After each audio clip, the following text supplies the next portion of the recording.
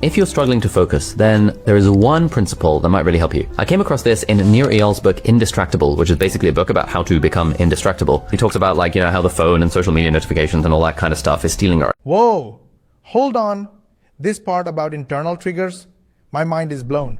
I always blamed my phone for distractions, but deep down, I knew it was more than that. It's like how studies show almost half our waking hours are spent daydreaming. That's a huge chunk of time driven by our own thoughts, not just outside pings.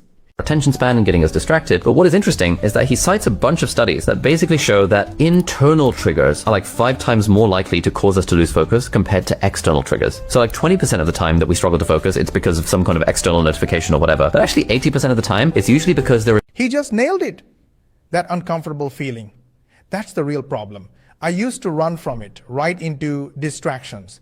It's crazy to think that many people in the US have constant worry. This makes them seek quick relief, often in ways that don't help. some sort of internal emotion that we feel uncomfortable with, and we experience that discomfort and we can't tolerate that discomfort, and therefore we get distracted and like look for something else to... Sitting with the discomfort? My whole life I've tried to avoid that. It's like a bad habit you can't break unless you face it. And honestly, it feels like I'm part of the 80% who put things off often, mostly to avoid bad feelings like fear or anger. Take the pain away. But what's interesting about that is that if you just learn to sit with the discomfort, you realize it doesn't harm you, it doesn't kill you, it's just a slightly unpleasant like internal bodily sensation for a few seconds, and then it goes away, and then you can continue to do the thing. I have started to notice this whenever I find myself getting distracted. Yes, this feels hard. This feels bad. That was my everyday. This feeling of, I don't want to, was my biggest enemy. I get it now.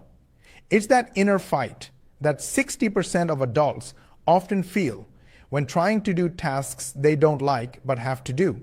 Or like losing focus, but it's usually like, this thing feels hard, or this thing feels uncomfortable, or I'm not really sure, I feel uncertainty, I feel anxiety, feel inertia. And so there's a bunch of strategies that you can use that I talk about in my book, Feel Good Productivity, in the middle 3 chapters in section 2, which is all about how to overcome procrastination and stay more focused. There's a bunch of evidence-based strategies you can use. This whole sit with it thing, it took me years to even understand this.